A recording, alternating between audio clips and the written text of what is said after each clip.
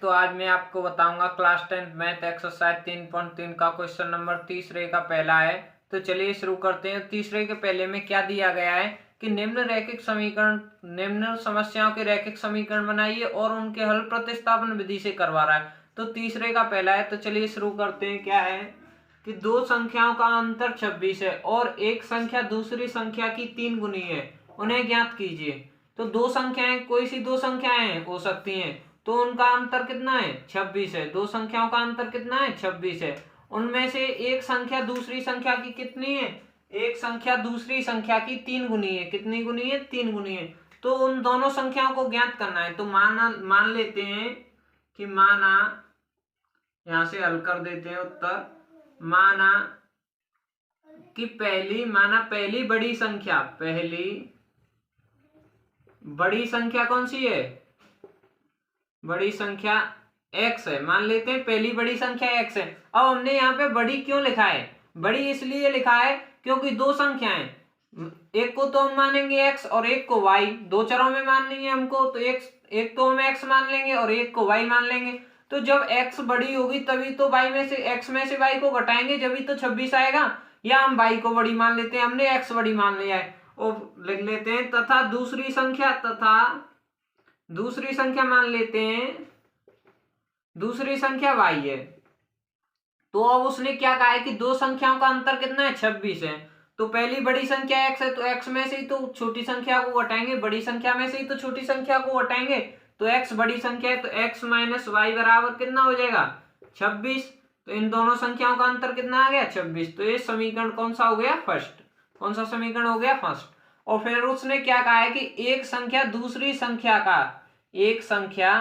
संख्या की 3 गुनी है। पहली संख्या x है और दूसरी संख्या क्या है y। तो y पहली संख्या दूसरी संख्या की 3 गुनी है, तो y की 3 गुनी है। तो x बराबर क्या हो गया 3y हो गया। क्या हो गया 3y। ये समीकरण दूसरा। तो इसमें x का तो मान निकल रहा है, तो x के मान को इसमें रख दीजिए समीकरण फर्स्ट में। तो समीकरण फर्स्ट में रखेंगे x के मान को, x का मान क्या है 3y। तो समीकरण फर्स्ट में रखिए, तो 3y माइनस x की जगह पर रख दिया 3y माइनस y बराबर 26 हो गया। तो 3y और 3y में से y गया तो कितना बचा 2y बचा। 2y बराबर 26 और y बराबर क्या हो जाएगा 13 आ जाएगा। y बराबर क्या आ गया 13। और x बराबर निकालेंगे तो क्या आ जाएगा, अब 13 को रख दीजिए इसमें, किस में रख दीजिए, y का मान रख दीजिए इसमें समीकरण सेकंड में। यहाँ पे लिख लेते हैं हम कि y का मान समीकरण सेकंड में रखने पर, y का मान समीकरण सेकंड में रखने पर, अब y का मान समीकरण सेकंड में रखेंगे। समीकरण सेकंड क्या है, x बराबर 3y है।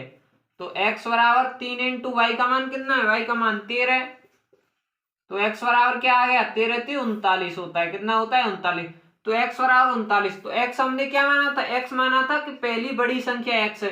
तो बड़ी संख्या, पहली संख्या कौन सी आ गई 39, तथा दूसरी संख्या क्या है y मानी थी हमने दूसरी संख्या। तो y कितनी है 13 है, y कितनी है 13 है और बड़ी संख्या कितनी है 39। तभी तो इन दोनों संख्याओं का अंतर 26 हो रहा है। 39 में से 13 घटा देंगे तो कितना बचेगा 26 ही तो बचेगा। इन दोनों संख्याओं का अंतर 26।